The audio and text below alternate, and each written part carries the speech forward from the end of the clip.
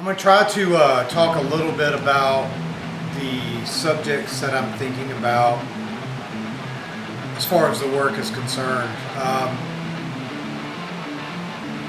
I definitely am interested in the idea of creating objects that give a sense of performance, and these are formal elements I'm talking about. I'm always interested in the idea of painting as a performance, and I have been for a long time. So I'm interested in this idea of taking or making objects that seemingly could be performed with, or look like they have been performed with, or function other than just a decorative object, and carry some kind of narrative along with it. So formal elements, I'm thinking about that. I'm also thinking about how sculptures hang on the wall or exist on the wall, and some of the previous work that I just did as experimentation or a way of kind of like a live sketch with some of the work, strapping the objects to the wall with some kind of harness, if you will. So that's something, that's formal elements I'm thinking about. And the actual objects, the idea of possibly collapsing them or being able to collapse them. Thinking about inflatables, or how inflatables are used in sporting events, and how they're kind of like markers, and how I can maybe use them as some kind of totem pole, maybe. I guess that's kind of the way I'm thinking about them. But formally, that's what I'm thinking about as far as the work is concerned right now. I'm still working that out. One of the I guess conceptual ideas that is making its way into this work is the idea of flow.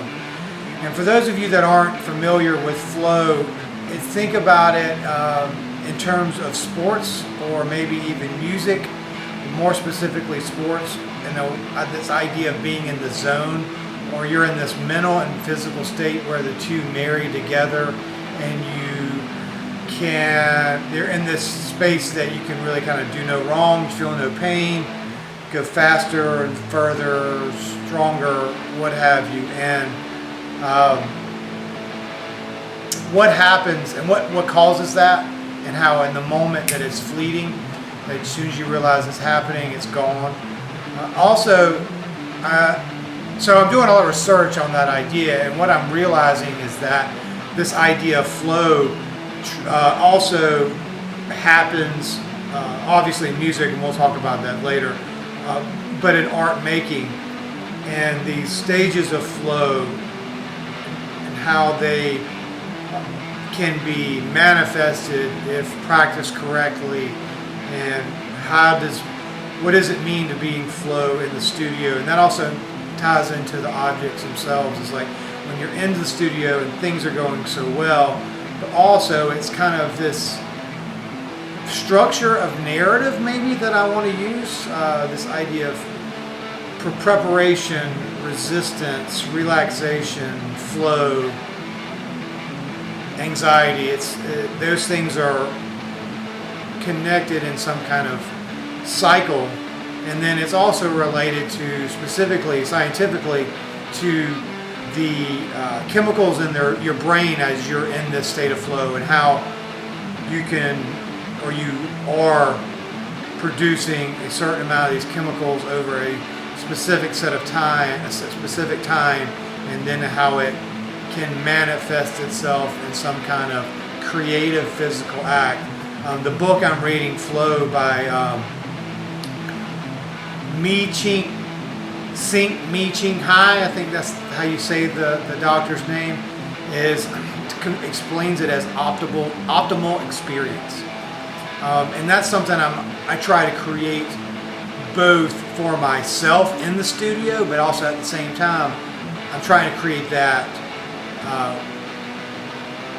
for the viewer that is encountering the work. So it's kind of like a double-blade sword, where I'm trying to explore the ideas of flow in the studio while I'm making the work, while at the same time thinking about how can I manifest those states of flow within a narrative, in an object or video or narrative.